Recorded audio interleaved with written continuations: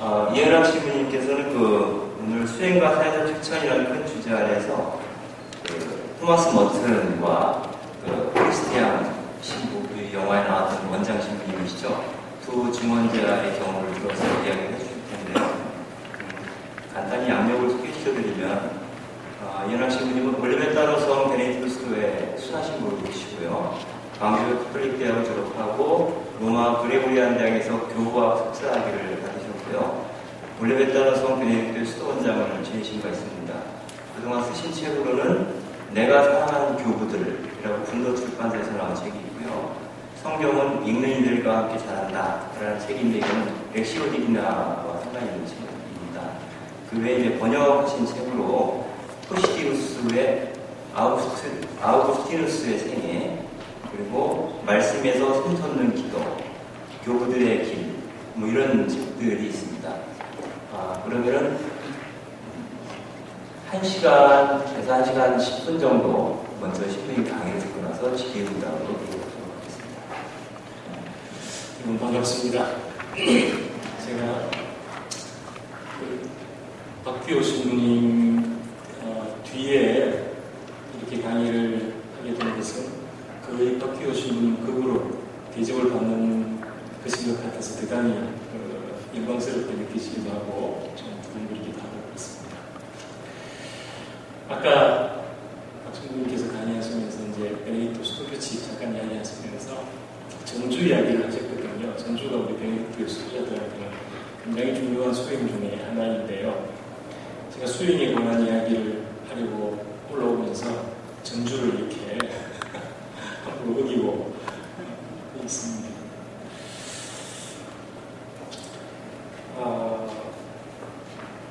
오늘 저는 수행과 사회적 실천이라는 이 주제에 대해서 처음에는 제가 나름대로 조금 시스테마틱하게 좀 말씀을 드려볼까 한참을 생각하다가 그것보다는 우리하고 같은 시대를 사셨던, 사실상 같은 시대를 사셨던 그리스도교 수행자들 두 분의 증언을 소개해드리고 그 증언에 대해서 일종의 제가 할 수 있는 일종의 코멘터리라고 해야 될까요? 주례라고 해야 될까요? 이런 방식으로 강의를 진행하는 것이 훨씬 더 낫겠다 이렇게 생각해서 부랴부랴 마지막에 제가 그렇게 이제 거의 그 강의를 하기 한 4, 5일 전에 그렇게 결정을 하고 부랴부랴 이렇게 좀 준비를 해봤습니다. 처음에 이제 소개해드리는 글은 우리가 아주 잘 아는 토마스 머튼 신부님에게 있어서 토마스 머튼 그 연구자들이 일반적으로 이 머튼 수사님에게 있어서 가장 결정적인 체험이었다고 이야기하는 그 체험이 기록되어 있는 부분을 직접 쓰신 거죠. 그 부분 같이 읽고 여러분과 함께 같이 생각해보고 그런 시간을 가질까 하고요. 두 번째 시간에는 방금 우리 잠깐 영화에서 본 크리스티안 수사님이 저런 일을 당하기 한 돌아가시기 한 2, 3년 전에 그러니까 아까 그 무장 집단이 이제 성탄 전날 밤에 수도원에 찾아왔잖아요. 바로 그날 밤 이분이 이제 유언서를 작성을 하셨거든요. 그래서 이분이 남기신 유언서를 또 한번 생각해볼까 하는데 아마도 제 생각에 시간 관계상 크리스티안 수사님의 유언에 대해서는 우리가 그렇게 상세하게 충분히 읽어보지는 못할 것 같아요.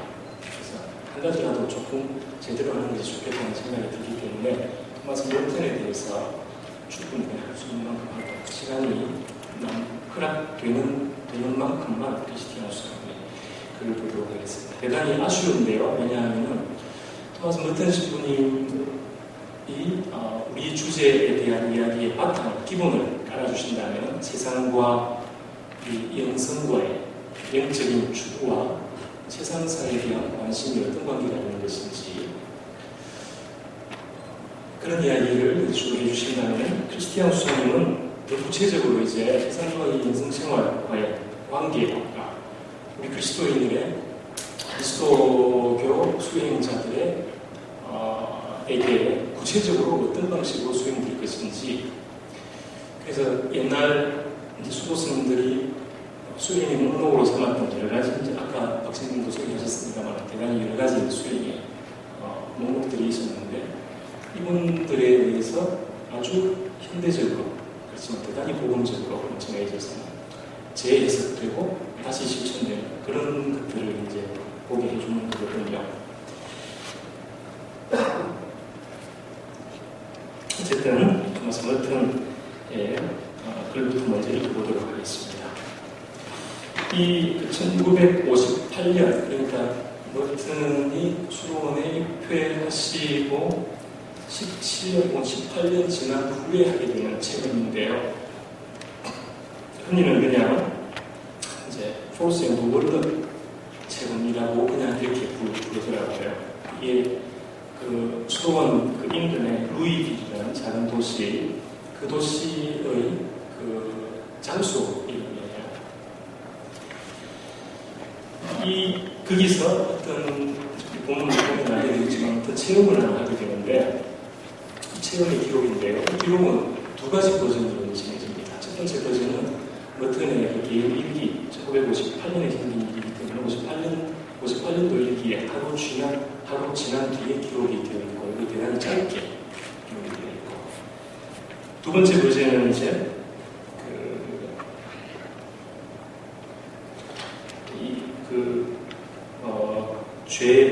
죄 많은 방관자의 억측이라는 제목으로 1996년에 머튼이 자기 일기와 여러 군데에서 이렇게 글을 모아서 이제 책을 하나 펴냈는데, 그게 좀 더 길게 상세하게 이게 기록이 되어 있습니다. 그래서 저는 두 번째 좀 더 긴 버전을 가지고 여러분과 함께 생각해 보고자 합니다. 이게 제가 급하게 번역한 거라 가지고요, 좀 정확하지 못한 그런 번역도 있다는 거 이렇게 염두에 두시고 들어주시기 바랍니다. 루이빌 쇼핑가, 사과와 월넛가가 만나는 모퉁이에서 불현들 이런 자갈이 나를 압도해왔다. 그러니까 이게 이제 그냥 단순히 어떤 생각이 아니고 어떤 때 어떤 느낌이나 어떤 생각 같은 것이 쳐들어온다고 해야 정확한 그런 체험이 있잖아요. 그렇죠? 그런 종류의 체험이었던 거예요. 일종의 영적 체험이었음이 분명합니다. 내가 이 사람들을 사랑한다는 것, 그들은 내 사람들이고 나 역시 그들의 사람이라는 것, 우리가 서로에게 완전히 낯선 타인일지라도 결코 서로 아무 관계없는 존재일 수는 없다는 것. 이 자각은 마치 어떤 꿈에서 깨어나는 것과도 비슷했다. 수도승들이 어떤 별세계, 포기와 거룩함으로 이루어진 별세계에 살며 세상과 분리되어 있다는 미망, 거짓된 자기 소외라는 미망에서 깨어나는 일과 비슷했던 것이다. 세상과 분리되어 사는 거룩한 삶이란 온통 환상이 따릅니다. 그렇다고 내가 내 성소나 내 수도승 생활 자체를 의심한다는 말은 아니다. 수도원에 살면서 너무도 쉽게 지니게 되는 세상으로부터 분리되어 산다는 관념이 그 자체로 완전히 환상이 다름이라는 말을 하고 있는 것이다. 수도소원을 함으로써 거의 천사, 영적 인간, 내적 생활의 인간 등으로 표현되는 데서 보듯 우리 수도승들이 마치 다른 류의 존재가 된다는 생각은 환상에 지나지 않는다. 수도승 생활의 전통적 가치는 대단히 실제적인 것이 분명하지만 수도승 생활의 그 실제가 매일의 일상생활이라는 구체적 세상 바깥에 있는 것도 아니고 세속을 멸시할 자격을 부여해 주는 것도 아니다. 서로 세상 바깥에 산다고 하더라도 우리는 모든 사람들이 사는 똑같은 세상 안에 사는 것이다. 다시 말해 폭탄과 인종차별의 세상, 기술문명과 매스미디어의 세상, 거대 기업과 생명의 세상에 살고 있는 것이다. 우리 수도승은 하느님께 속해 있기에 이 모든 것들에 사람들과는 다른 태도를 취한다. 그러나 실상은 모든 이가 다 하느님께 속해 있다. 우리는 어쩌다 보니 이를 자각하게 되고 이러한 자각에서 서원을 하게 되는 것뿐이다. 그렇다고 해서 우리 수도승들이 다른 이들과 다르거나 심지어 더 나은 존재라고 생각할 수 있는가? 이것은 온통 본말이 전도된 생각이 다릅니다. 우리는 다르다라는 환상에서 해방되었다는 느낌이 내게 너무도 큰 안심과 기쁨을 준 나머지 나는 거의 큰 소리로 웃음을 터뜨릴 뻔했다. 이런 행복감을 이렇게 달리 표현해 볼 수 있을 것 같다. 하느님, 제가 다른 사람들과 같아서 제가 다른 사람들 가운데 한 사람일 따름이어서 고맙고 또 고맙습니다. 이 책까지 나온 그 표현 중에 단어 중에 제일 중요한 단어 두 가지가 다 나왔다고 생각해요. 하나는 다르다는 표현이고 하나는 같다는 표현입니다. 그래서 우리가 세상과 어떻게 같은지, 세상과 다르다면 어떻게 다른지 이걸 이해하는 것이 우리 영성생활에 있어서 가장 중요한 부분이고, 특히 지금 우리 주제 수행과 혹은 영성과 사회적 실천이 어떻게 연결되는지를 이해하는 데 있어서 관건이 되는 부분인 것 같아요. 수도생활 입문 후 16, 7년 동안 나는 수도승들 의식의 저변에 그토록 만연한 순전한 환상에 지나지 않는 이런 생각을 지니고 살아왔던 것이다. 인류의 한 구성원이라는 사실은 영광스러운 운명이다. 이 인류가 서로 어리석고 끔찍한 짓을 수도 없이 저지른다고 하더라도 그러하다. 이 모든 것에도 불구하고 하나님 몸속 인류의 한 구성원이 되심으로써 영광을 받으시는 것이다. 인류의 한 구성원이라 이토록 평범한 깨달음이 갑자기 누가 엄청난 행운을 거머쥐게 되었다는 놀라운 소식처럼 다가오는 것이다. 내가 사람이라는 것, 하나님께서 몸속 그 가운데 강생하신 인류의 한 구성원이라는 사실이 얼마나 기쁜지 모르겠다. 인간 현실의 슬픔과 어리석음이 나를 압도할 수 있었듯이 이제 나는 이렇게 우리의 본래 면목을 깨닫게 된 것이다. 모든 사람이 이것을 깨달을 수만 있다면 얼마나 좋을까. 그러나 이런 것은 말로 설명이 되지 않는다. 사람들에게 자신들이 마치 태양처럼 빛나며 걸어다니고 있다는 사실을 말해줄 길이 없는 것이다. 그러나 이것이 내 고독의 가치나 의미에 변화를 가져오지는 않는다. 왜냐하면 고독이야말로 이런 것들을 선명히 깨닫게 해주는 것이기 때문이다. 신경 써야 할 다른 일들과 환상들, 숨가쁜 집단 생활에서 무의식적으로 반복하는 모든 일들에 완전히 잠겨 있을 때는 이런 것을 선명히 깨달을 수가 없다. 그러나 나의 고독은 내 것이 아니다. 이제 나는 내 고독이 얼마나 사람들에게 속한 것인지를 깨닫고 있다. 나는 단지 나 자신과 관련해서만이 아니라 그들과 관련해서 이 고독에 대한 책임감을 느끼고 있다.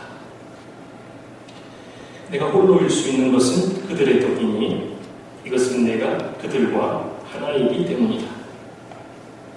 그리고 내가 홀로 있을 때 그들은 그들이 아니라 바로 나 자신이다. 타인이란 존재하지 않는다.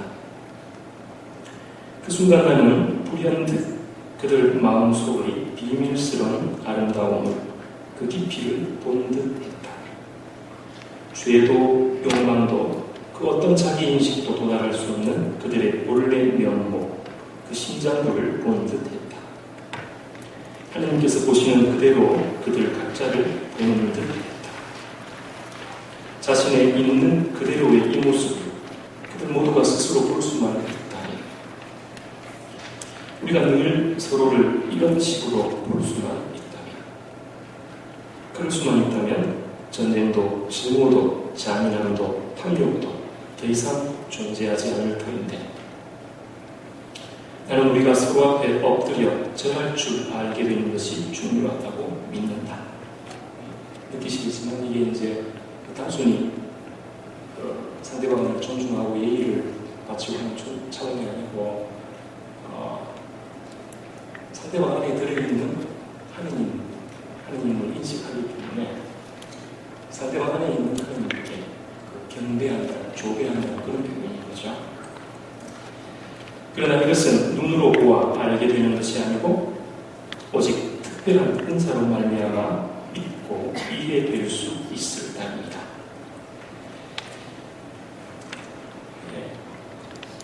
여러분 이거 그렇게 어렵지 않죠? 굉장히 실감나게 설득력 있게 와닿으면서도 이게 어떤 하나의 단순한 그 생각 차원에서 나오는 이야기가 아니고 대단히 깊은 영적인 체험이 뜨든 이렇게 묘사되고 있는 거라는 거 느끼고 계실 텐데요. 사실은 이런 종류의 글에 대해서 코멘트를 한다는 것은 모독과 불경에 가까운 지식 거라고 생각을 합니다만은 조금 몇 마디 한번 덧붙여볼까 합니다. 사실은 이 본문만 잘 우리가 이해한다면 수행과 사회적인 그 실천이라는 주제로 굳이 생각을 다시 해야 되고 설명을 해주어야 되고 그럴 필요가 없는 것이 아닌가 그런 생각을 이번에 다시 한번 더 하게 되었습니다. 이 토마스 머튼 수사님은 수도원에 입회하고 17년 후에야 이렇게 세상 사람들과 근원에서 자기가 얼마나 깊게 연결되어 있는지 이런 걸 체험했다고 고백을 하고 있죠. 토마스 머튼 같은 분에게 17년 걸렸다면 이것이 참 사실은 보통 일이 아닙니다.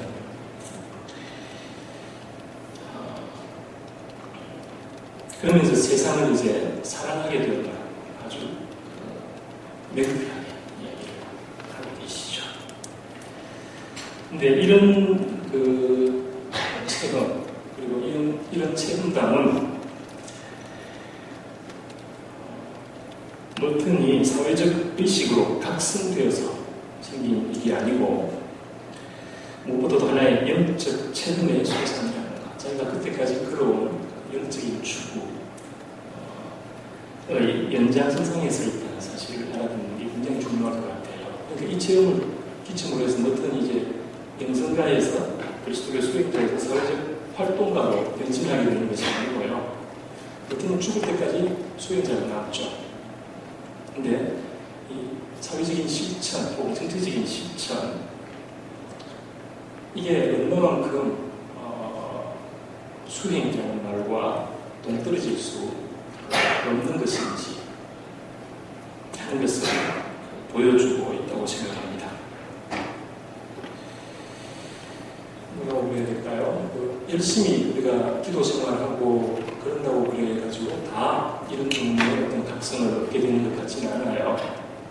그게 어떤 하나님께서 한번 톡 건드려 주시면 한 단계 더 건너갈 뭔가가 있는 것 같아요. 세상으로부터 정말 끝나는 것이 어떤 것인지에 대해서 고민하고 추구하고 실천하고 이런 게 있었다면 이제 마지막 지점에서는 다시 한번 세상으로 얼마만큼 깊게 다시 들어와야 되는지 여기에 대한 어떤 영적 각성 같은 게 필요할 것 같아요. 근데 이게 사람의 노력만으로는 정말 안 되는 일이죠.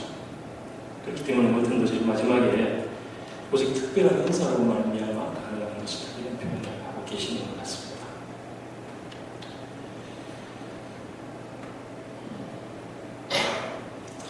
자기 자신의 내면에 대한 자기 자신의 본래 면목에 대한 깊은 어떤 각성 같은 거긴 하지만 근본적으로는 타자 발견이라고 생각해요. 타자를 비로소 세상이라는 타자를 비로소 있는 그대로 발견하게 되고 그래서 그 타자 안에서 자기를 다시 발견하게 되는 이런 그 인생 과정이라고 그렇게 느끼는데요. 그래서 이 사람들과 자기가 얼마만큼 깊게 연결되어 있는가 하는 이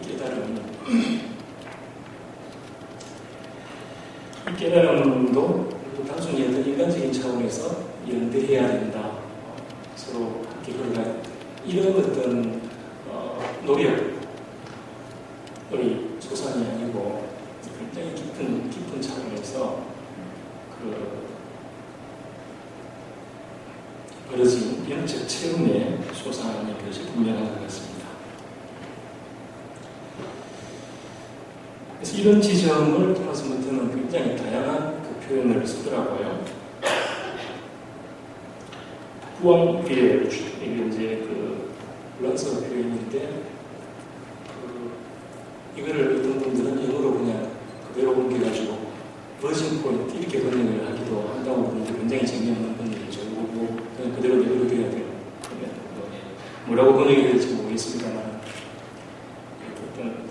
어떤 원초적인 지점, 우리 존재의 아주 궁극적인 지점, 그렇죠? 마이스터 에카르트 같은 틀림없이 그런트라고 표현했어요. 그런 존재의 근거라고 표현했어요. 그런 지점. 전적이라는 표현도 쓰고요. 혹은 고요한 지점 이런 표현도 쓰고, 우리 존재의 무의 중심이다. 이런 무의 중심이다. 이런 표현도 씁니다. 그래서 바로 그 안에서 우리가 하나님을 만나게 되는 그 무의 중심 이런 거예요.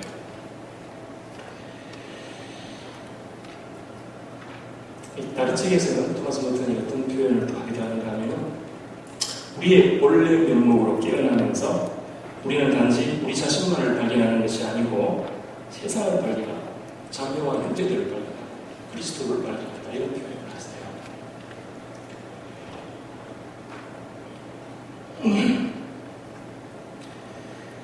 우리 신앙이 근본적으로 혹은 구조적으로 사회적인 것이다. 사회성을 가지고 있는 것이다 하는 이 깨달음을 토마스 머튼이 했다고 표현해 볼 수가 있을까요? 그런 점에서 볼 때 토마스 머튼의 이 체험은 아주 고급스러운 그리스도교인이 다른 종교와 만나고, 그래서 다른 종교의 체험으로 조금 더 영적으로 업그레이드되고 그렇기 때문에 할 수 있는 체험이라기보다는 그리스도교 자체의 전통 안에도 충분히 이렇게 있어 왔던 그런 체험, 그런 감각을 다시 한 번 더 회복하는 거라고 표현하면 맞을 겁니다. 앙리 들박 같은 유명한 신학자는 가톨리치즘 이런 표현을 쓸 거예요. 신앙은 근본적으로 사회적인 거라는 거예요. 타자와 자기가 얼마만큼 연결되어 있는지를 모르면, 타자를 모르면 자기도 모르는 거죠.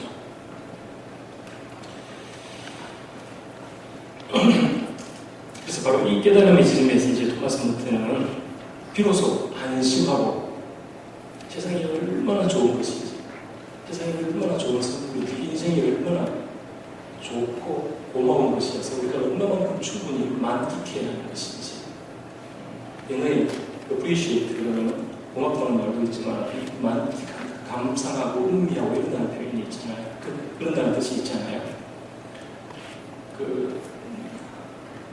아르헨티나의 국민 가수라고 불리는 분 있잖아요. 저기 메르세데스 소사죠. 그라시아스 라 비다 이러잖아요. 인생이 정말 고맙다고 말하죠. 그 지점에 토마스 머튼이 하는 거죠. 그래서 자기가 사람 중에 하나라는 사실, 그 단순한 사실이 이 사람을 그렇게 기쁘게 만들어주는 거죠. 사람 중에 하나로서 살고 있는 이 인생, 이게 얼마나 고마운 일인지, 그 자체로 얼마나 하나님께서 보신 일이 좋았다 그러셨듯이 얼마나 좋은 일인지, 그래서 그런 사실을 마음껏 기뻐하고 감사하게 되는데요.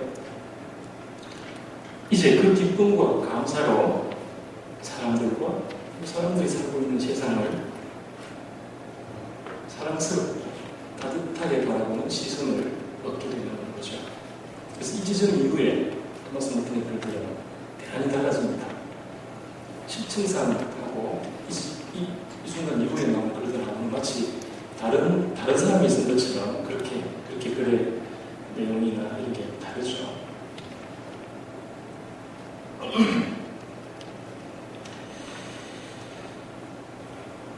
그리고 바로 이 지점에서 이제 토마스 머튼은 어떤 자기가 죄스럽다는 느낌을 가지게 돼요. 무슨 이야기인가 하면 그 이전에는 세상은 자기가 관심할 영역이 아니었던 거예요. 세상은 원래 어차피 죄도 많은 거고 어차피 내가 해도 안 되는 거니까 세상에 벌어지고 있는 수많은 그 불행한 일들, 제자 가득한 공의의 영으로는 세상에 기쁨과 희망, 한숨, 탄식, 눈물 이런 것들에 공감, 염려, 관심 이런 상태가 되어있지 못했던 거죠. 그 이전에. 그러니까 그 이전 상태를 굳이 이야기한다면 이제 죄 없는 방관자, 자기 스스로를 죄 없는 방관자라고 생각을 했을 것 같아요. 근데 바로 이 시점부터는 이제 자기가 그렇게 죄 없는 방관자로 지내왔다는 사실에 대해서 가책을 받게 되는 거예요. 그러니까 제가 만큼 세상 사람들이 받는 고통, 불행한 일들을 특히 나하고 관계가 없는 거라고 생각하는 이 사실 자체가 얼마나 자기가 영성도, 인간성도 어렸기 때문에 그랬던 것인지, 얼마나 자기중심적이었기 때문에 그랬던 것인지, 이런 걸 자각하게 되는 거예요. 그래서 이제 이 책의 이름이 죄 많은 방관자의 억측, 이렇게 하게 되는 거죠. 참 재밌죠, 그죠? 지금도 세상을 쳐다보면 실제로 고약하고 죄 지은 놈들은 거의 대부분이 자기 책임을 인정하지 않죠. 자기 죄 없다고. 네.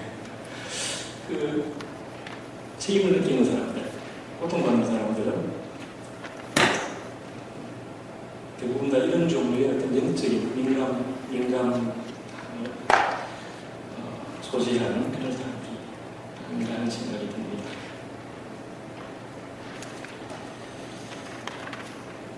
그리고 여기서 이제 그 성속 분리라는 그 환상에 토마스 머튼이 그 암암리 수도승들뿐만 아니라 사실 교회 구성원들 오늘날도 마찬가지라고 생각해요. 암암리에 거의 무의식에 적용해서 거룩함의 영역과 속된 영역이 따로 있다고 봅니다. 전체의 영역과 신앙의 영역이 따로따로 놀아야 한다고 보는데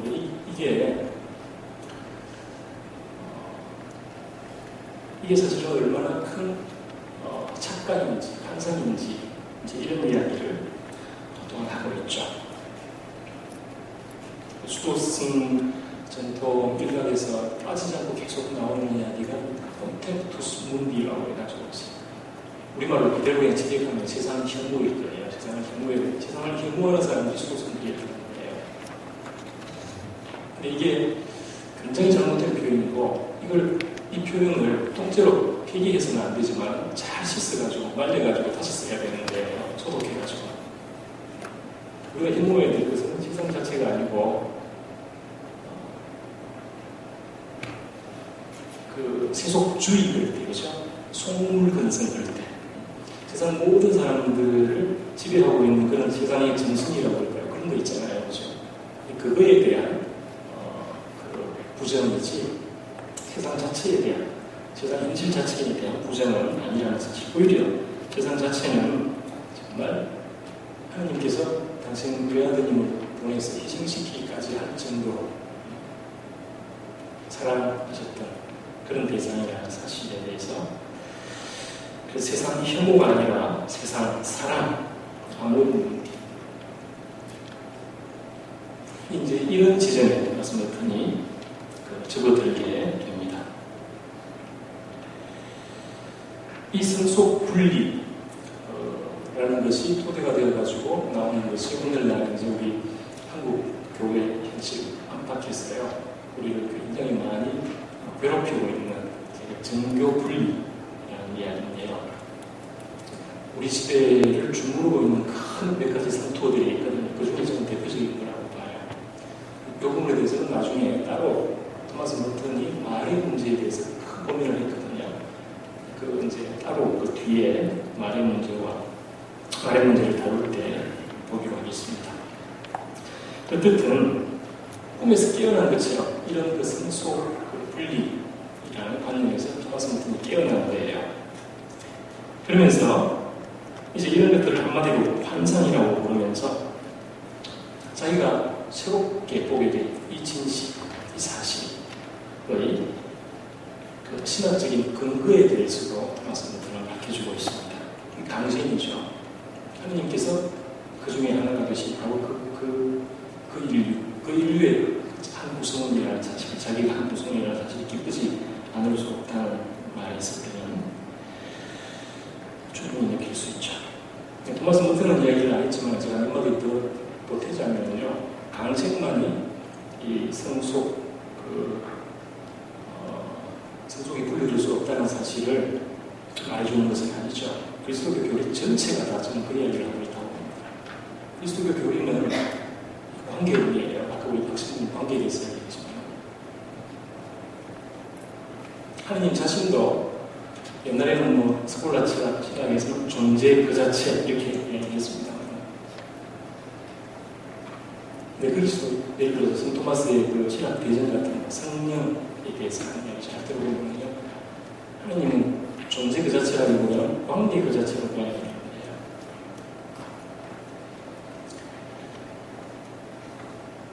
그래서 우리 하느님의 제일 중요한 이름이 임마누엘이잖아요. 우리와 함께 계시는 하나님. 그냥 계시는 하나님이 아니고 함께 계시는 하나님이죠. 함께 계시기 위해서 치러야만 하는 대가를 마지막까지 치르실 분이 우리 하나님인 거예요. 그게 이제 파스카고요. 요즘 십자가 사건이 이거고요.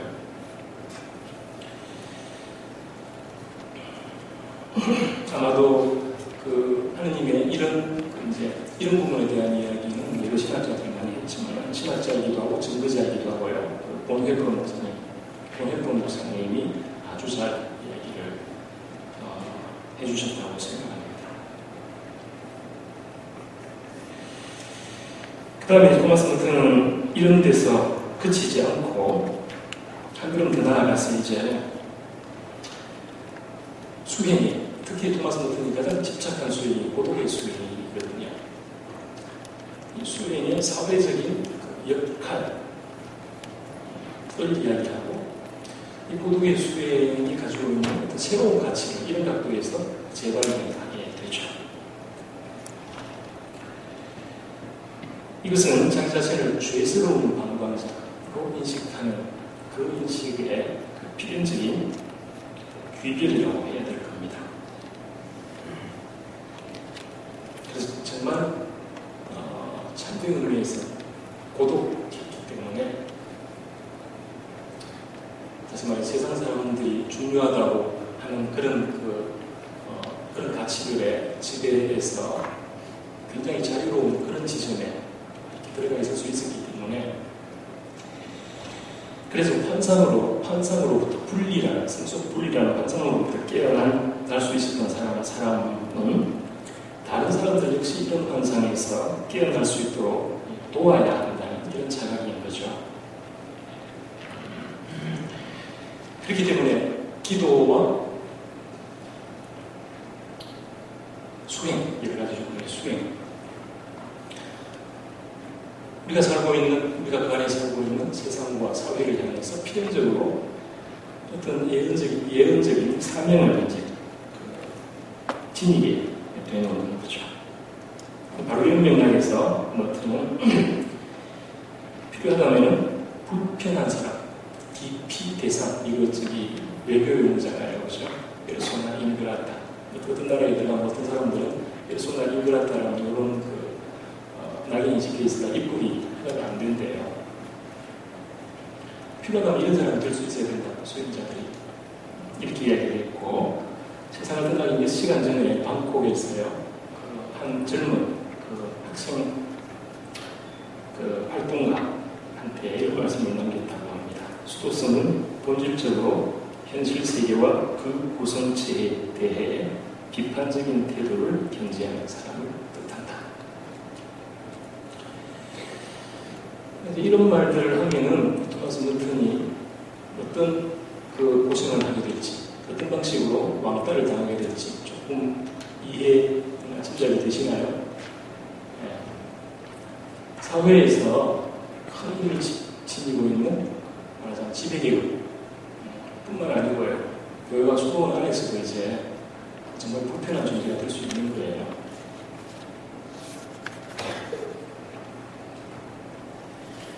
헨리 나우의 신부님이 토마스 머튼에 대해서 짧지만 아주 좋은 글을 쓰셨죠. 여기 보면 이제 이런 말씀을 하십니다. 토마스 머튼은 관상의 가면을 벗기는 일이 관상적 삶의 본질에 속한다는 사실을 이해했다. 관상이라는 건 뭐냐? 있는 그대로 보는 거거든요. 하나님께서 세상을 하나님께서 보실 때 있는 그대로 보잖아요.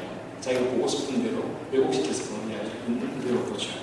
관상은 하나님의 이런 시선에 참여하는 걸 보죠. 근본적으로. 있는 그대로 보기 위해서는 우리를 있는 그대로 보지 못하게 만드는 그런 세력들을 식별하고 그런 세력들과 싸워나가는 게 필수적인 거예요. 이건 근본적으로 내적 투쟁이기도 하지만 영적 투쟁이기도 하지만 우리의 이런 잘못된 생각들, 있는 그대로 보지 못하도록 만드는 이런 생각들이 상당한 부분은 우리 외국에서 우리가 살고 있는 사회 시스템에서 주입된 것이기 때문에요. 우리 사회가 어떻게 굴러가고 있는지에 대한 우리 사회 시스템에 대한 그 거짓된 작동 방식, 메커니즘에 대한 본질적인 이해, 식별, 비판 이런 것도 포함이 되는 거예요. 관상적 시선 안에서.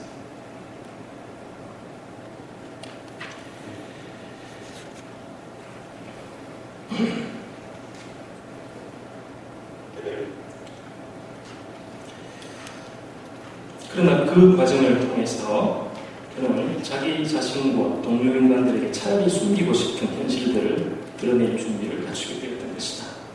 차라리 몰랐더라면 얼마나 좋았을까? 차라리 몰랐더라면 얼마나 편안했을까? 아마 그런 생각을 했을 것 같아요. 토마스 머튼. 근데 일단 본 이상은 이야기하지 않을 수 없는 거예요.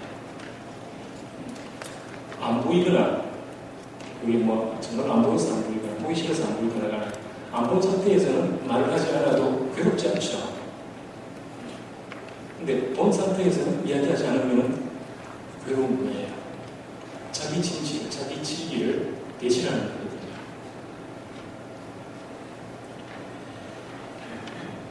이런 가면 벗기기는 하고 싶으면 하고 말고 싶으면 말하는 게임 같은 것이 아니고 두려운 의무였다. 이렇게 이야기하고 있습니다. 지금까지는 이제 토마스 머튼의 사과와 월넛과 체험에 대한 간단한 이제 코멘트였다면 지금부터는 여기에 토대를 두고요. 토마스 머튼이 더 이제 우리 주제에 근접시켜서 프락시스, 사회적 실천의 문제와 관련해가지고 말의 문제를 얼마나 고민했는지 이게 조금 포커스를 맞춰보고 싶습니다. 그러면서 이제 토마스 머튼이 오늘 우리 사회에 산다면 어떤 생각을 하고 어떤 생각을 해줄까, 거기에 대해서 제가 느끼는 걸 좀 이렇게 함께 전해드리고 싶은 그런 시간을 가지고 싶은데요. 먼저 조금 용어를 수도성 전통과 그리고 철학 전통, 또 그 후대의 정치 사상, 역사에서도 공통적으로 쓰이는 한마디들 몇 개를 대부분 다 알고 계시겠지만 한번 정리를 하는 것이, 용어의 교통 정리를 하는 것이 조금 필요할 것 같아요.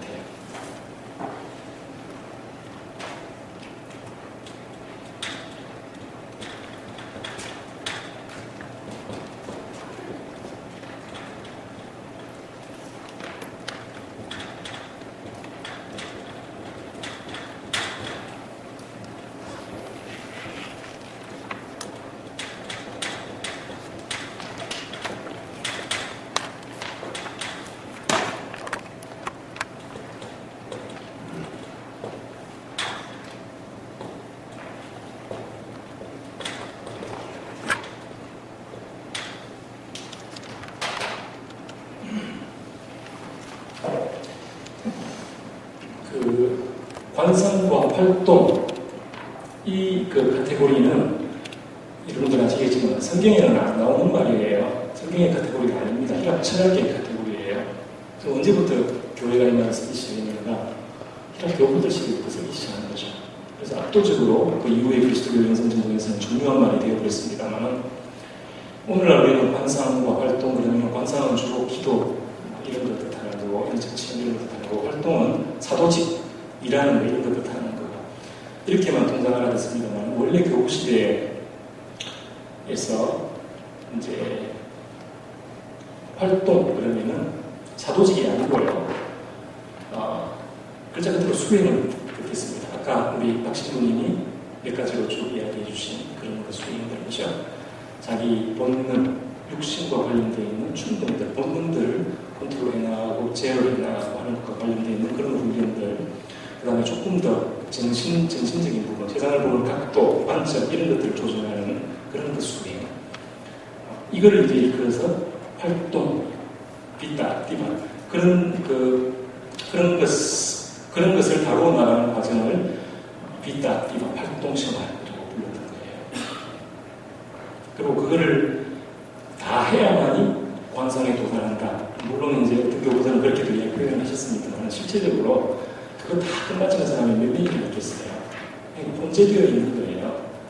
수행에 이 여자하고 그 다음에 그렇게 해서 우리 눈이 맞아지는 만큼 사물을 하나님께서 보시듯이 있는 그대로 보게 그냥 투명하게 단순하게 그래요. 실제적으로 그런 여자가 어쨌든 제일 중요한 것은 이 수행과 관상이 늘 함께 가야만 있다는 거예요. 둘 중에 한 가지만 선택하면 둘 다를 잃어버리게 되는 것을 뜻했던 거죠. 늘 함께 가야 된다. 근데 이게 이제 나중에 철학자들, 정치사상가들, 그래서 이 프락시스라는 말이 이제 물론 부대뿐만 아니라 휘락 철학에서 이미 이제 그런 관념이 있었습니다만 그 사회적 실천이라는 의미로 쓰이게 되죠. 프락시스라는 말 그죠? 프락시스는 실천이고 그 다음에 테오리아는 이론이고 이렇게 이야기를 하잖아요. 테오리아라는 말이 관상이에요. 이게 그죠?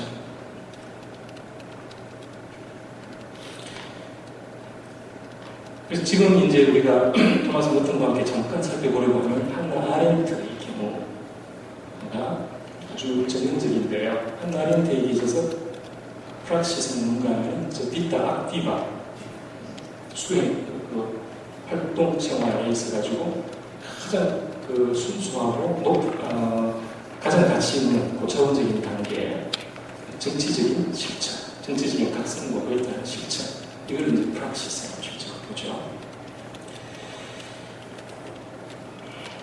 대략적으로 그냥 이제 용어에 대해서 이런 식으로 제가 좀 정리를 해드리고요. 토마스 머튼이 이제 58년에 이 책임 이후에 점차 사회와 세상 현실, 역사를 수행하에 통합시켜 나가는 이런 예정을 이제 본격적으로 끌어나가게 되는데 여기 굉장히 결정적인 역할을 끼친 인물이 한나 아렌트예요. 토마스 머튼의 일기를 보면 부인할 수가 없어요. 토마스 머튼은 굉장히 큰 충격을 받았어요. 한나 아렌트를 읽고 한나 아렌트의 그 책 인간의 조건 책인데요. 부제가 비타, 비만일 거예요. 우리 교회 사람들은 통상에 이제 활동 이렇게 번역을 하겠죠. 활동 생활. 근데 이 책의 요지는요, 한글로도 흔히 되어 있습니다. 이 책의 요지는 오늘날 그 시민사회에서 그 공적 영역과 그 가치에 대한 그 관심, 헌신 이런 게 대단히 말하자면 줄어들어 버렸죠. 그죠?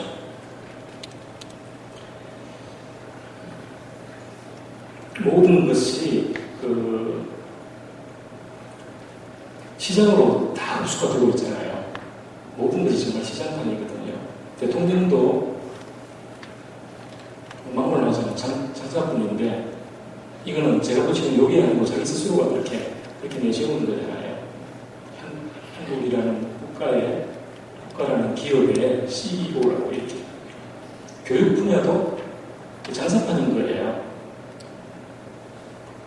어떤 대학 총장이 우리 대학은 사회에 좀 더 나은 제품을 생산할 수 있는 공장이다, 이런 표현을 쓰셨더라고요. 그래서 얼마나 놀랐는지 모릅니다. 이렇게까지 노골적으로 속에 품고 있는 생각을 표현할 수 있다는 게, 종교가 예외가 되느냐? 종교도 심하죠. 종교도 정말 시장판이 되어가고 있다는 그런 우리가 사람들이 다 하고 있고, 더 이상 종교가 사회를 염려하지 않는다고 그러잖아요. 교회가 사회를 염려하는 게 아니고 사회가 교회를 염려한다고 그러잖아요. 시장과 현상과 관계되는 거죠.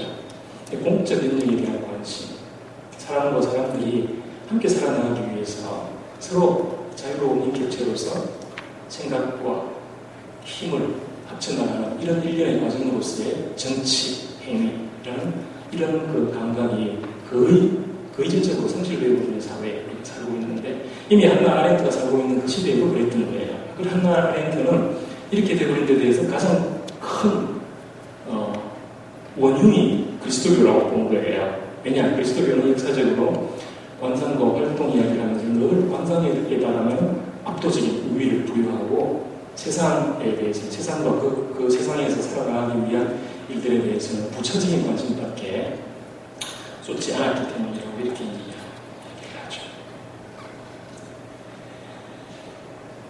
그래서 그 한나 아렌트의 인간의 조건이라는 이 책 전체는 사실은 어떻게 보면 관상생활이라는 테오리아 비오스 테오레티코스에 대한 아주 체계적이고 정교하고 역사적이고 철학적인 비판이라고 보면 될 거예요.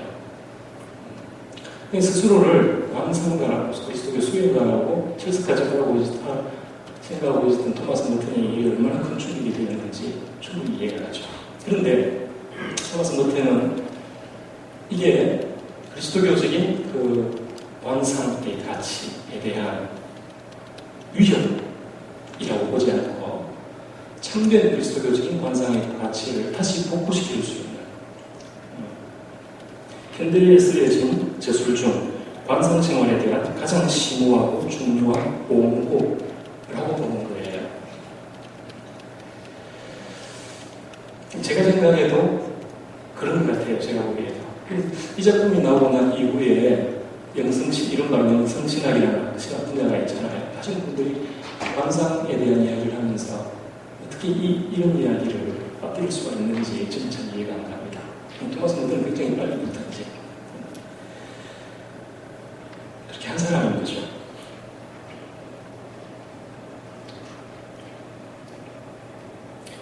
그 한나 아렌트는 그 책 전체를 통해서 관상생활에 대한 비판으로 일관하고 있는 것 같지만, 사실은 이 책의 제일 마지막에 보면 결국은 관상으로 다시 되돌아가는 것처럼 보여요. 왜냐하면 이 그 행동, 프락시스가 제대로 작동이 안 되는 거예요.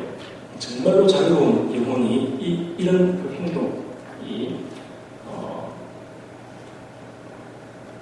이런 행동을 제대로 할 수 있는 영혼들이 극히 소수에 불과하다는 사실을 알아차리고, 그 이유가 뭔가 하면 관상적인 능력, 사유의 능력, 테오리아의 능력이 부족한 데서 찾고 있는 것 같아요. 약간 해석이겠지만요. 적어도 최근에 나온 그 작지만은 굉장히 그 중요하고 재미있는 책, 피로사회라는 책 아세요? 한등철 선생님하고 제독 철학자인데 신학자예요. 원래 신학 전공하자입니다. 그분이 이 한나 아렌트를 이렇게 읽습니다. 그 토마스 머튼도 그렇게 읽었다고 생각해요. 저는.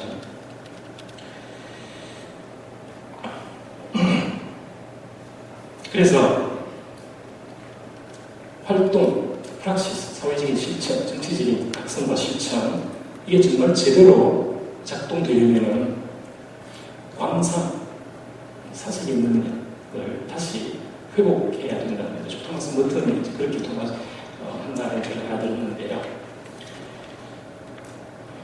어쨌든 아렌트의 이 책 덕분에 이제 토마스 머튼은 현대에서 참된 관상가의 역할은, 참된 수행자의 역할은 활동 혹은 행동, 프락시스와 관련된 이런 역사를 이해하고 어떤 의미에서는 속죄하면서 그래서 시민 생활의 공공성의 영역을 재발견하고 이 사회적인 혹은 정치적인 실천의 가치를 확보하는 데에도 관상가들이, 수행자들이 이바지해야 된다고 느끼게 되었던 것 같아요. 그게 자기 본령은 아니지만 이거를 배제할 수는 결코 없다는 거, 아주 필연적인 한 부분이라 이렇게 느꼈던 것 같습니다. 이런 맥락에서 저는 특히 침묵하지 않을 용기, 이게 중요하다고 봤어요. 말하지 말아야 할 때 말하는 것도 지극히 수행자답지 못한, 영성가답지 못한 일이겠지만 말해야 할 때 말 안 하는 것도 그만큼이나 치명적으로 수행자의 그 신원을 대신하는 거죠.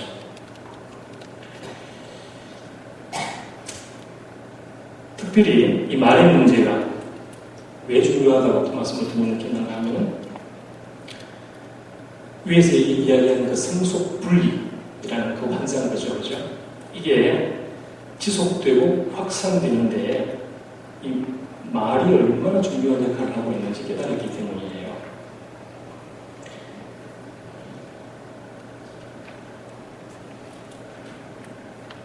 참된 사유의 힘 혹은 관상의 힘, 이게 상실이 되게 될 때, 이게 흐트러지게 될 때 이제 세상 사람들이, 특히 매스미디어들이 우리한테 심어주는 그 말들이 우리 전쟁을 실질적으로 지배하게 된다는 거죠. 토마스 모튼은 굉장히 일찍 이 사실을 깨달았는데, 그러면 매스미디어들이 그 말을 통해서 사람들의 정신을 지배해 나가는 굉장히 효과적인 전략이 뭔가 하면은 일종의 모든 말들을 왕국 카피처럼 만드는 거예요. 그렇게 해서 상투어들을 많이 만들어내는 거예요. 정교 분리, 아까 제가 말씀드린 거 아주 전형적인 상투어거든요. 이런 말들의 특성은 뭔가 하면은 힘이 굉장히 세다는 거예요. 그래서 그리스도인이든 비그리스도인이든 이런 말들만 이렇게 던져지면 사람들 생각이 멈춰져 버리는 그런 효과를 봐요. 제가 보기에는 교리보다 훨씬 더 힘이 세요, 이런 내용들이. 정교 분리, 그 다음에 경제 성장, 국익, 이런 말들이 전형적인 그런 그 상투들이라고 생각합니다.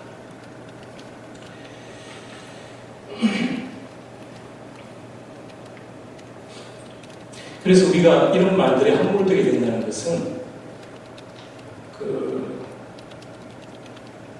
관상가로서의 굉장히 중요한 어떤 자질, 수행자로서의 굉장히 중요한 자질 하나를 상실하게 된다는 것을 뜻하게 되는 거죠.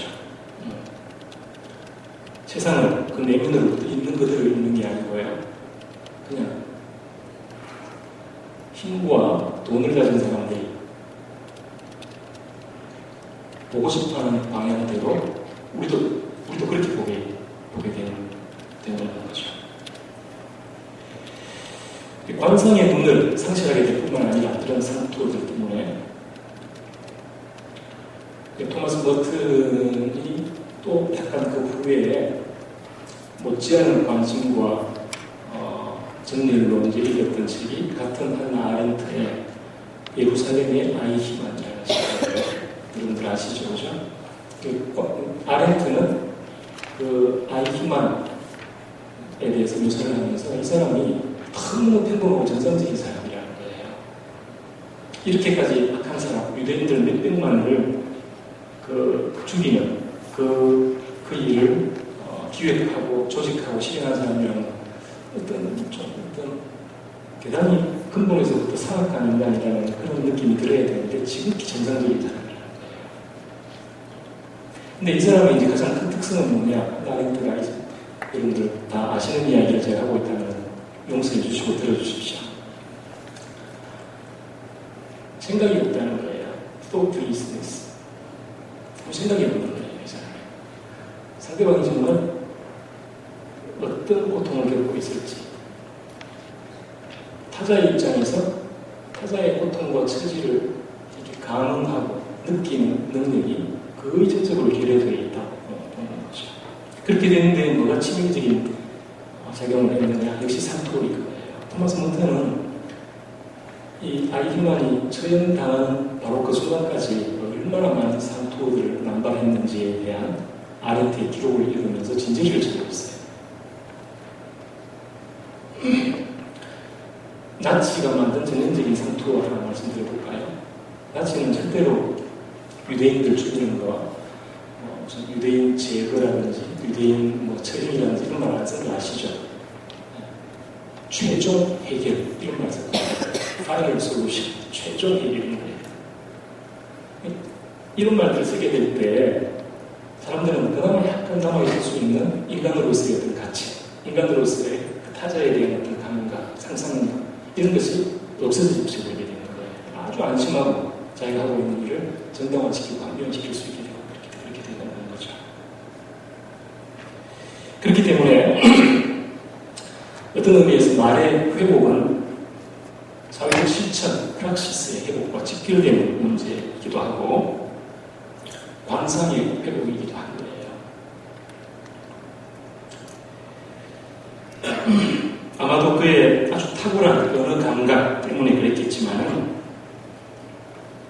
토마스 머튼이 사람들이 말을 쓸 때 얼마나 예리하게 그 말 속에 숨어있는 그 전하고 싶어하는 어떤 메시지 같은 거, 기본 전제 같은 거 이런 걸 간파해내는지 그리고 그걸 얼마나 재미있게 표현하는지 토마스 머튼이 읽는 가장 큰 재미 중에 하나일 겁니다.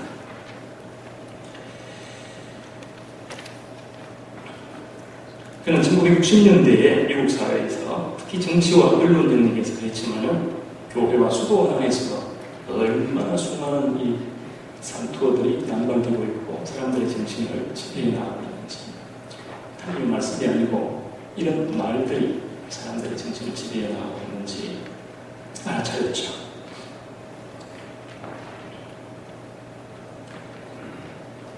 그래서 이렇게 만들어진 말들, 의도적으로 만들어진 말들이 사람들의 정신을 아주 효과적으로 지배계급의 의도대로 빚어나가고 세뇌시킨다는 사실을 이렇게 간파했던 겁니다.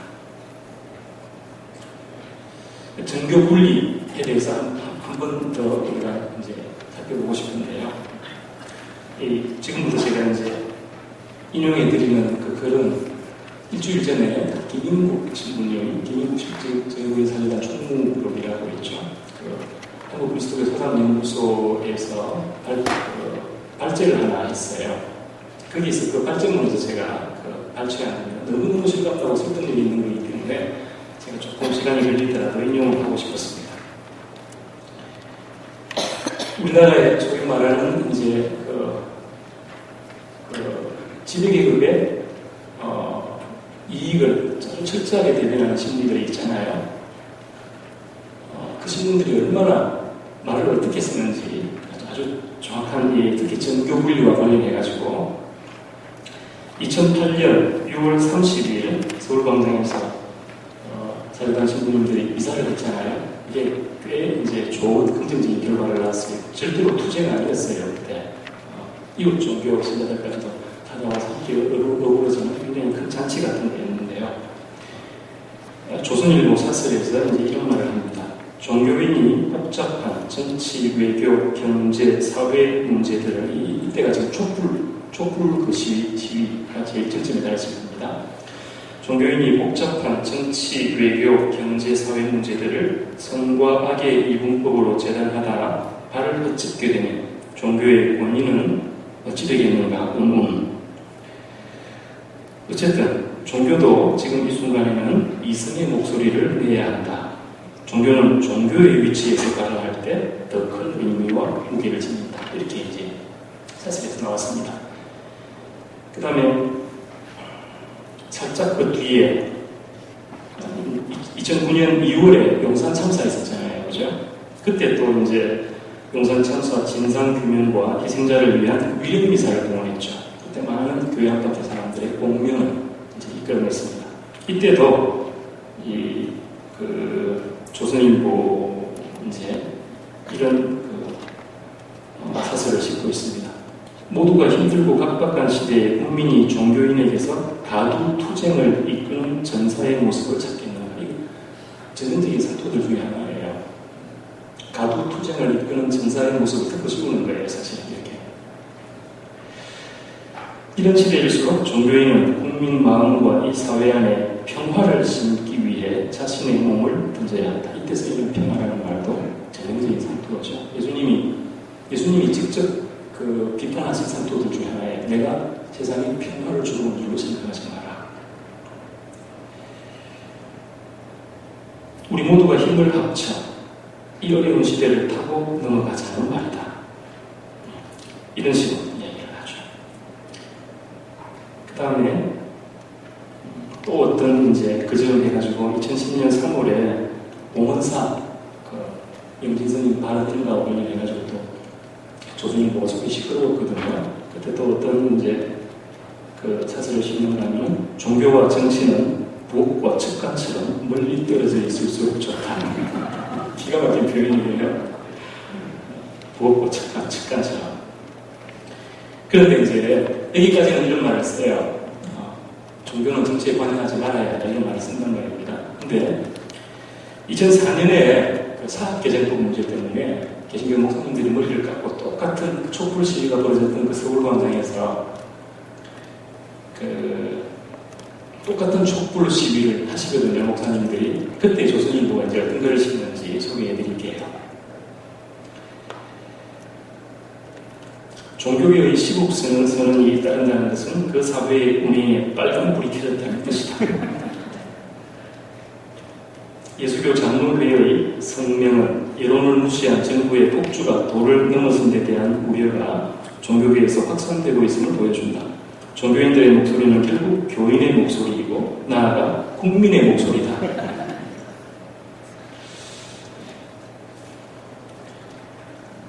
그러니까 한편으로는 교회의 현실 참여를 위험천만한 불온하기 짝이 없는 반정부 투쟁이라고 얘기하면서도 자기들의 이해관계와 들어맞는 사안이 나오면 말을 즉시 뒤집는 거예요.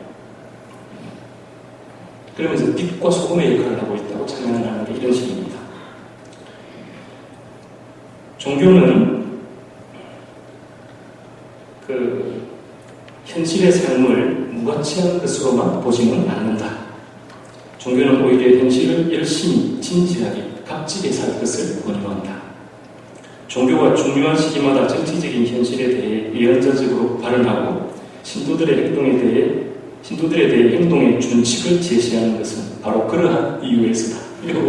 강정 문제나 사대강 문제나 용산 문제가 나왔을 때 절대로 이런 발언을 안 했어요. 그죠? 종교인의 이 같은 현실 참여는 흔히 빛과 소금의 역할에 비유되곤 한다. 이게 똑같은 그 붓대에서 펜에서 나온 글이에요. 자, 여기서 우리가 어떤 그 결론을 내릴 수가 있겠습니까? 결국에는 정교분리라는 말은 불의와 폭력으로밖에 지탱이 안 되는 현재의 질서, 그죠? 기득권층의 그 질서를 편들고 고착시키는 역할을 해주는 데 불과한 거예요, 사실은. 이 교회가 정치에 개입하지 말아야 한다는 말, 정치 중립을 지켜야 한다는 말은 사실상 매우 정치적인 발언이 지나지 않는 거예요. 그 한국 지배권력이 최근에 삼자개입 금지해야 된다 이런 말 굉장히 많이 하고 국회 법으로도 만들려고 그러고 그러잖아요. 이게 중립지키라는 이야기가 아니죠. 정말 엄청나게 자행되고 있는 그 폭력을, 불의를 계속 유지시켜 나가려는 그런 장치들인 거죠, 이게. 근데 사대기 금지라는 말 들을 때 굉장히 온당한 말로 들린단 말입니다. 중립을 지켜야 된다는 말로 들린단 말입니다. 이게 상투들, 크리스천들이 가지고 있는 힘이에요. 광고가 그렇잖아요. 광고가 무의식을 건드리는 거거든요. 상투들이 정확하게 그런 역할을 한다고 봅니다. 그러니까 이게 이제 이 부분은 제가 우리 지금 여기 와 계시는 미신학연구소 경동현 소장님 발표하신 글에서 제가 읽었는데요. 세계사를 보나 국내 역사를 보나 이 정교분리라는 이야기는 사실에 있어서는 종교를 정치 세력의 하위 파트너로 기능시키려는 또 다른 형태의 정교 결합의 경우가 흔하다. 국내사는 말로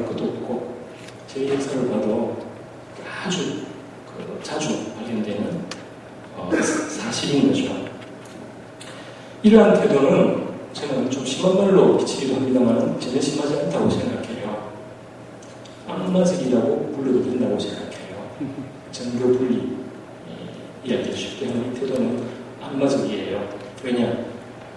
마르코복음 1장 12절에서 예수님 마귀를 쫓아내시잖아요. 마르코복음서에서 제일 먼저 신앙 고백을 하는 존재가 악마거든요. 마귀예요. 근데 마귀가 신앙 고백만 하는 게 아니고 무슨 이야기를 듣고 싶냐면 예수님 어찌하여 우리를 간섭하시려는 것입니까? 이렇게 얘기해요. 그러니까 성당의 중심이 나오고 신앙 고백만 제대로 했으면 신앙이 안 된다는 그런 그 사실을 우리가 이 대목에서 읽을 수 있다고 생각합니다. 참된 신앙 고백은 입으로만 하는 게 아니고 하나님으로 하여금 우리 삶에 간섭하시도록 허용해드리는 그런 의미가 신앙인을 신앙인으로 만드는 거죠. 그렇지 않을 때에는 이 악마의 신앙 고백을 닮은 것이라고 얼마든지 이야기를 할 수가 있고 또 무신론, 이론적인 무신론보다도 사실에 대해서는 훨씬 더 위험한 실천적인 무신론이라고 만들 수도 표현할 수도 있는 거라고 생각합니다.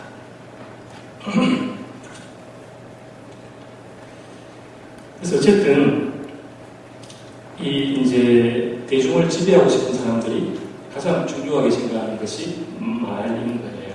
그래서 우리 지금 현재 우리 사회에 정치의 문제, 경제의 문제, 교육의 문제, 종교의 문제보다도 더 심각하고 중요한 문제가 언론의 문제인 것이 바로 이 지점에 있다고 저는 생각합니다.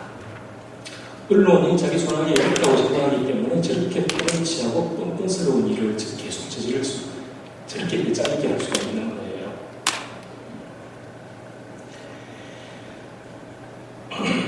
어떤 신문을 보느냐가 중요한 이유가 바로 이제 여기에 있는 거겠죠. 그거는 우리가 매일 먹는 밥처럼 세상을 보는 우리 눈을 모르는 사이에 조정하고 조종하고 통제할 수 있는 힘을 가지고 있다는 거 중요한 일인 것 같아요. 그렇기 때문에 내면에서부터 우리의 인간관, 사회관, 세계관, 심지어는 신앙에 관한 관점까지도 조정할 수 있는 거예요. 그렇게 해서 모르는 사이에 성경을 읽는 우리 눈도 컨트롤하는 거예요. 얼마든지 컨트롤할 수 있습니다. 이 말에 대한 토마스 모튼의 고민은 이런 맥락에서 해석이 되는 거고요. 그 사람이 나름대로 실천한 그런 발언들은 이런 맥락에서 일을 해야 되는 거죠.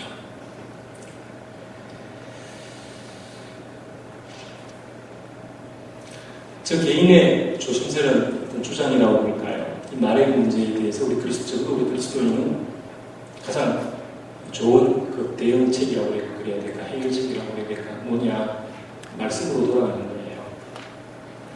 토마스 머튼, 그 다음에 아틀라스의 일곱 수사님들, 크리스티안 수사님, 전부 다 렉시오 디비나 하나님 말씀을 자기들 수행에 가장 근간으로 삼고 계시던 분들이었습니다. 그래서 그 말씀으로 하여금 자기 정신을 조형하고 세상을 보는 관점을 조형할 수 있도록 내버려 드릴 때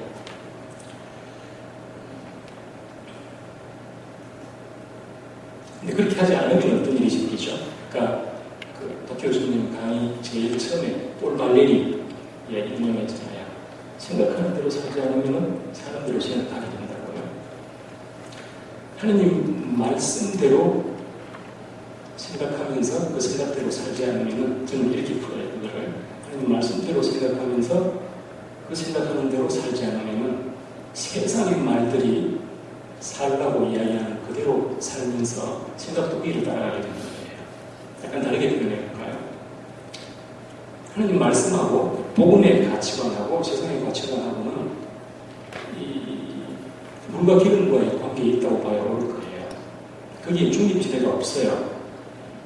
하나가 옳으면 하나는 그렇게 일종의 이원론이 그렇게 성립한다고 생각합니다.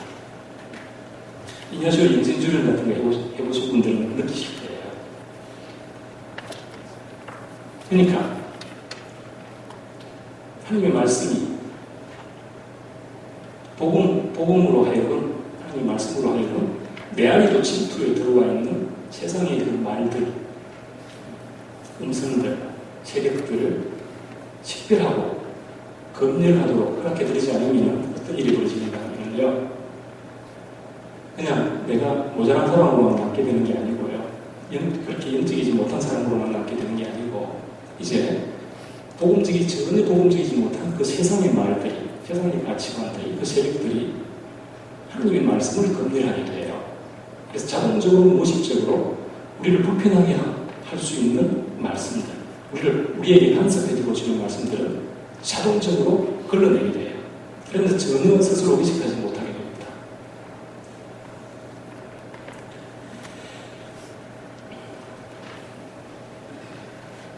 토마스 머튼에 대한 이야기 길었습니다. 그죠? 그래서 토마스 머튼에 대한 이야기 이제 끝나는데, 수행과 사회적 실천이라는 제목은 제가 말씀드린 이런 각도에서 보자면 제목을 살짝 바꾼다고 그래야 될까? 수행으로서의 사회적 실천, 혹은 사회적 실천으로서의 수행.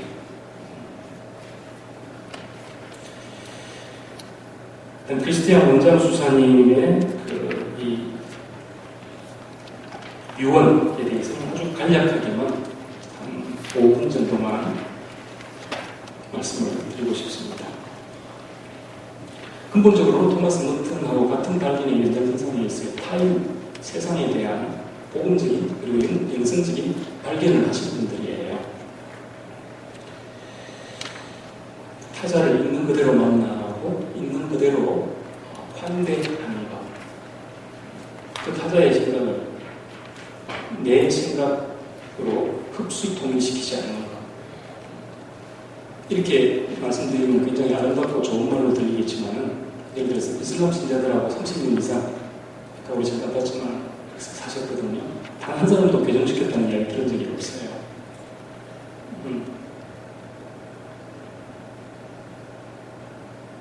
그리고 바로 그 사람들을 위해서 안 떠나죠. 그 말을 못 떠나는 겁니다. 그분 그렇게 메디컬하게 정말 종교적 체험이 다르고 관심이 다르고 그렇지만 함께 한 형제자매로 살아왔던 거죠. 그분들 안에서 예수 그리스도의 현존을 보아왔던 거예요. 여기 크리스티안 수사님의 유언 제가 읽지는 않았는데요. 한번 나중에 가사 한번 읽어보시면 맨 뒷부분을 보면 관상이 뭔지에 대해서 너무너무 잘 이야기해줘요. 그 타자들 안에 비록 내가 믿고 있는 그런 하나님, 내가 믿고 있는 그런 교리에 따른 하나님은 아니지만 하나님께서는 그 사람들을 내가 보는 거하고 다르게 보실 거라고. 당신 아들, 딸들로 볼 거라고. 하나님의 인존을 그 다른 그 타자들 안에서 그 타자의 다름을 제거하지 않고 충분히 하나님 인존을 뵙고 그 앞에서 절하는 거예요. 토마스 머튼이 절한다는 표현을 썼잖아요.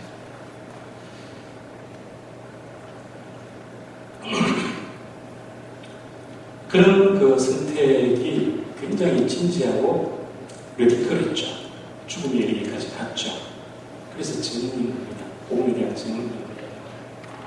근데 우리 교우들뿐만 아니라 수도자들도요, 잘 이해를 못하시는 분들이 꽤 계시더라고요. 왜 그 수사님들이 우리 교우들을 위해서도 아닌데, 이슬람 신자들, 그렇게 철저히 남인데, 타자들인데, 그 사람들 위해서까지 그렇게 목숨을 바쳐야 됐을까? 나는 이해가 안 된다. 이런 말씀을 하시는 분들을 적어도 저희 두 분을 위해서, 적어도. 근데 많은 분들이 눈빛으로 그런 말씀들을 하고 계시더라고요.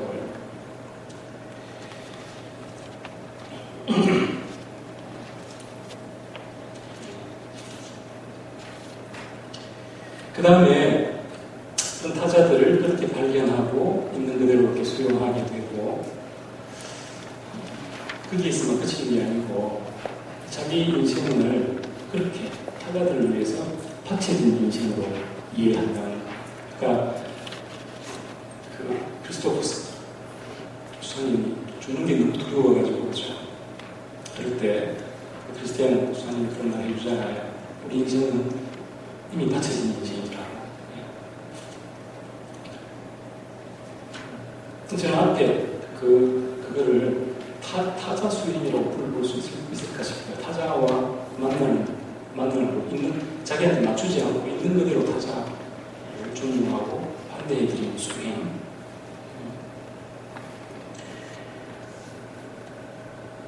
그 다음에 헌신하는 수행. 그 타자를 위해서 마지막까지 자기를 바치는 그 수행.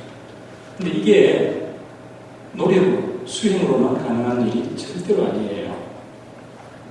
그래서 뒤에 이 장의 뒤에 가면은 감사라는 주제가 나와요. 크리스티안 수사님은 하나님께서 얼마나 자기를 위해서 바쳐진 존재인지, 하나님께서 얼마나 자기를 위해서 바치고 계시는지 이걸 이렇게 따라 알아듣기 때문에 감사하게 되는 거죠. 인생 전체를 선물로 보게 되는 거죠. 그러니까 정말 하나님이 얼마나 나를 위해서 자기를 바치는가에 대한 체험이 있을 때에만 우리의 이 바치, 헌신도 가능하다고 해야 되지 않겠는가. 그렇지 않을 때는요, 서로 조금 가능하다고 치더라도 제가 잘난 사람이라 살게 되는 거예요. 그래서 늘 사람들을 가르치려고 들고, 교정해 주려고 들고, 주인공의 자리를 놓지 못하는 거죠.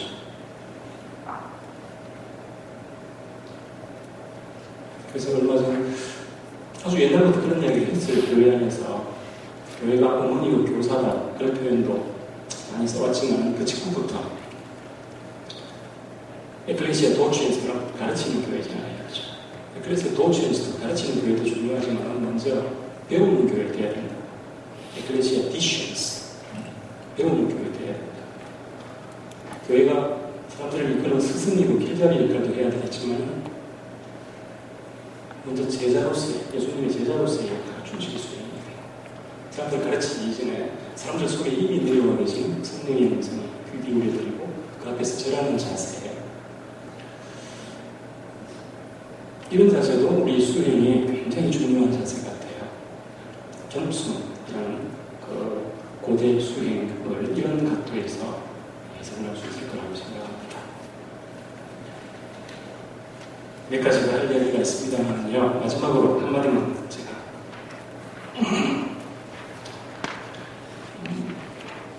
마지막으로 하겠다는 이야기도 그렇게 안 중요한 것 같아서 그냥 이 정도에서 마치고요.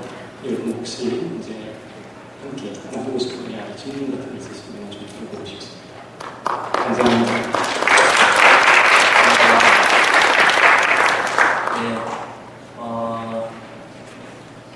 크리스티안 목사님 관련된 내용은 저희 카톨릭 지금 여기 기사 검색에 들어가셔서 이연합 치는 기사가 떠 있거든요. 여러 개가. 그걸 보시면은 신과 인간에 대한 그 안에 나오는 그리고 크리스티안 신부님의 유언에 대한 신부님의 견해 이런 것들이 기사로 이미 나와 있으니까 그것도 참고하시고 자료 기대에 참고하시면 도움이 되지 않을까 그런 말씀드리고요. 지금 잠깐 질의응답 시간을 갖도록 하겠습니다. 손을 들어주시면 좋겠습니다.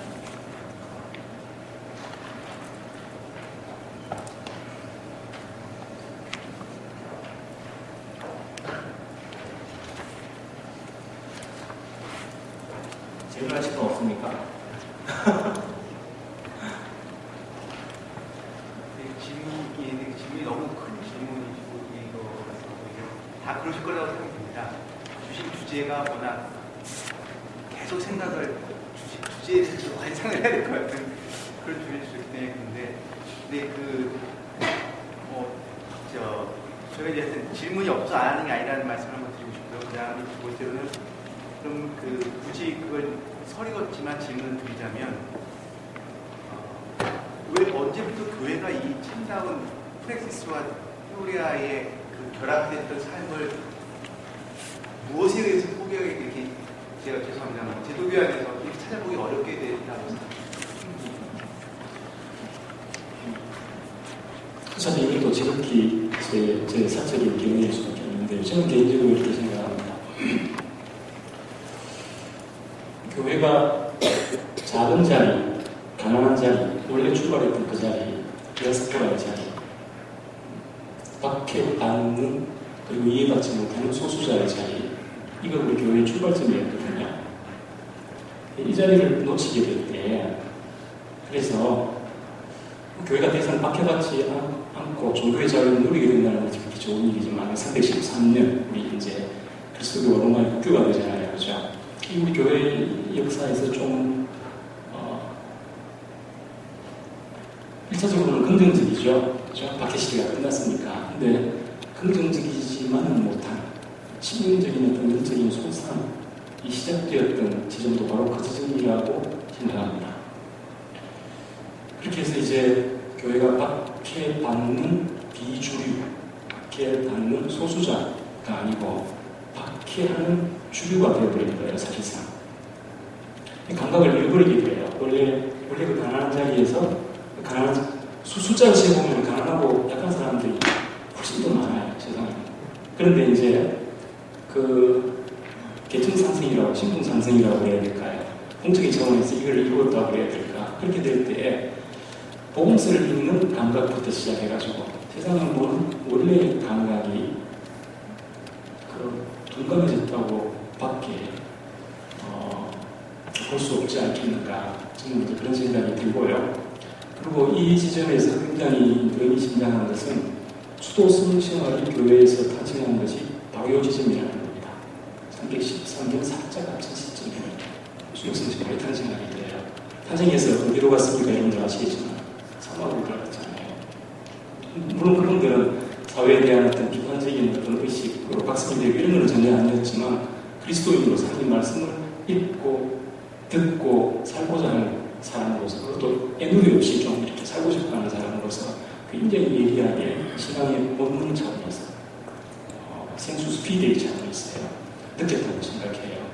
그래서 이제 일부러 외곽지죠. 토마스 모튼이 수도승 생활을 뿐만 아니고 예술가들과 관련해서 그래요.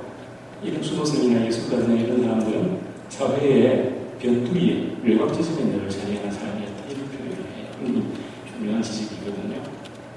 그런 자리를 계속 지키고 있음으로써 발언뿐만 아니고 그 자리를 지키면서 사는 그 삶 자체로서 그 중심부의 삶에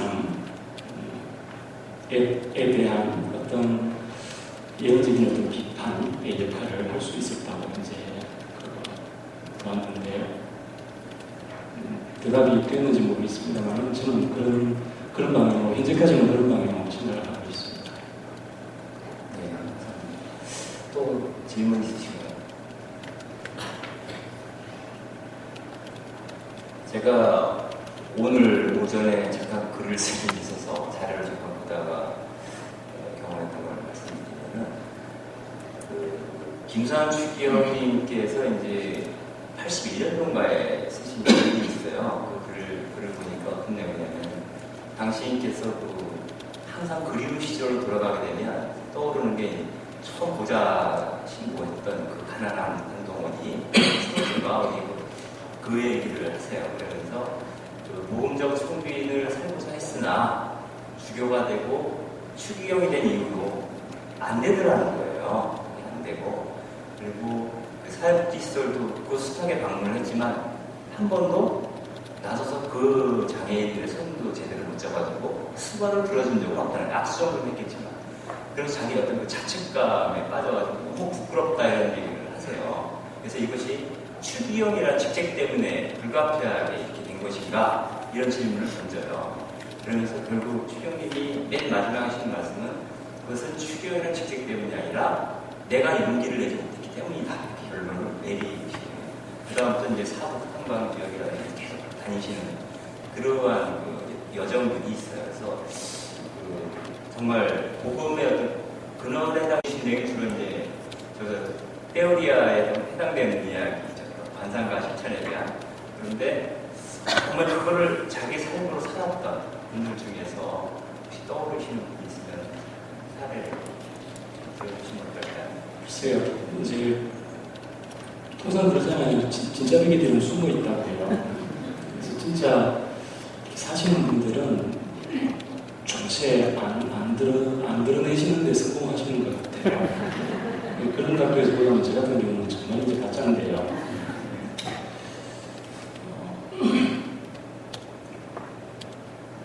뭐 우리가 알고 있는 이름들만 하더라도 많이 있잖아요.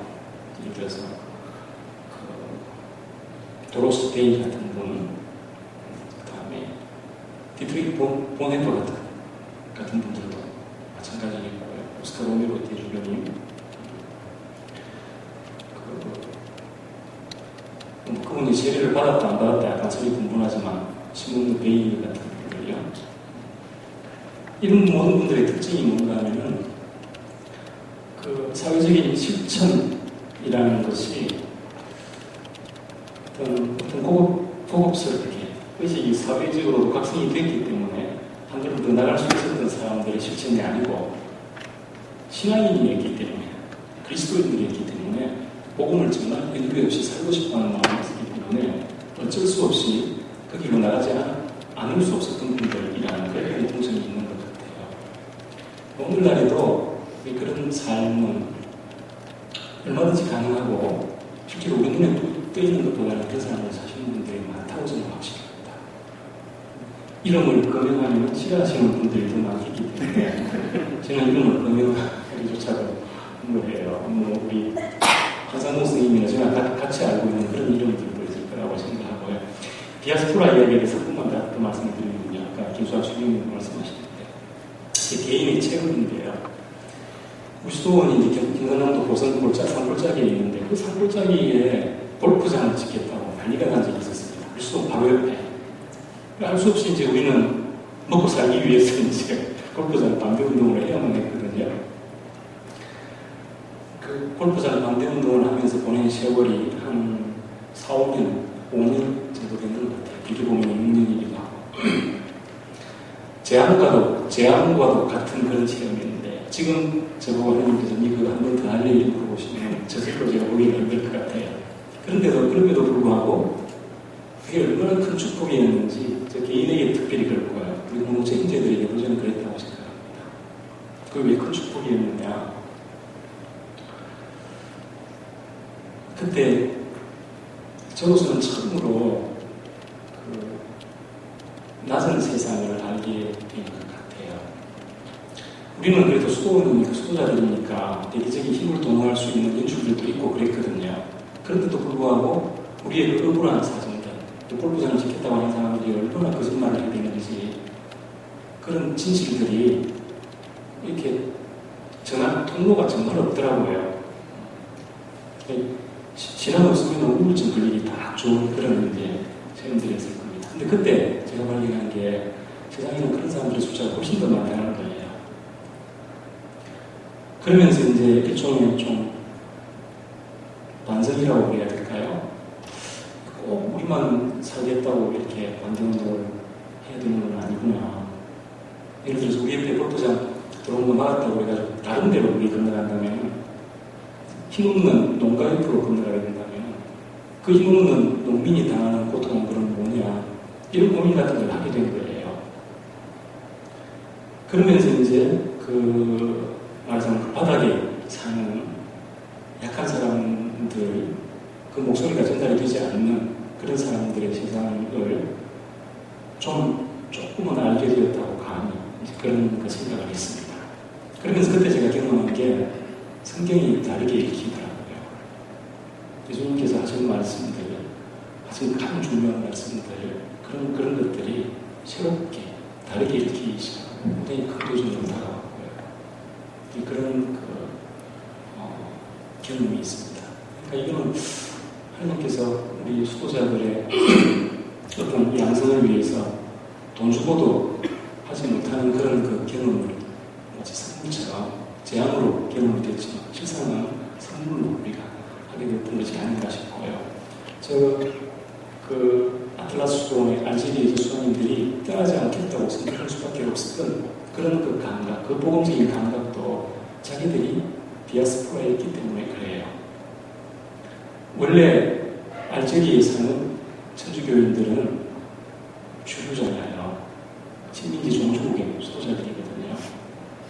근데 이제 알제리가 해방이 되고 그러면서 이제 많은 사람들이 사실 많은 그리스도인들이 알제리가 쫓겨났는데 저분들은 계속 남아서 삶을 선택을 했죠. 그러면서 이제 더 이상 그 사회에 어떤 괜찮은 사람들, 주류라고 부를 수 있는 그런 사람들이 아니고 정말 그 비주류, 약자, 소수자의 입장에서 살 수밖에 없었던 거예요. 그게 저는 근본적으로 우리 수도자들이 하는 가난 서원의 실천이었다고 생각해요. 지금들이 가난 수행의 그 실천이 바로 그런 그 디아스포라, 물론 자기들이 선택한 건 아니었지만 그걸 받아들인 거죠.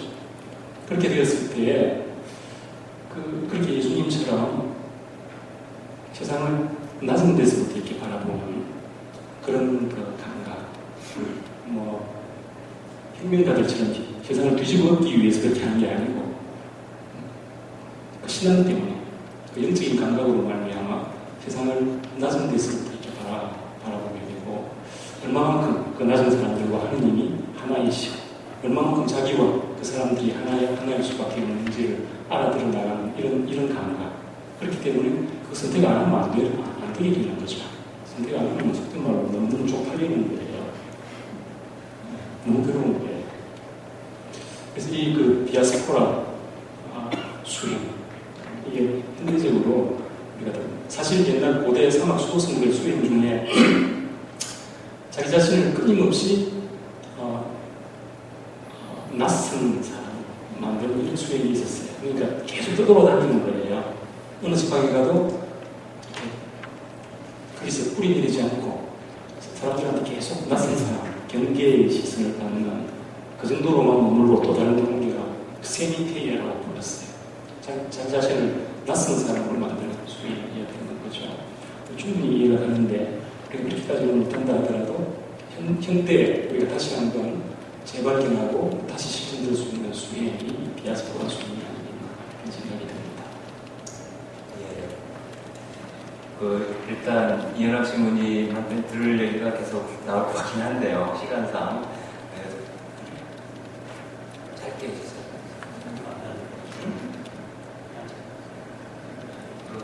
마무리를 해야 될 것 같습니다. 그래서 일단 강의해 주셔서 수고해 주신 이현학 신부님께 한번 박수.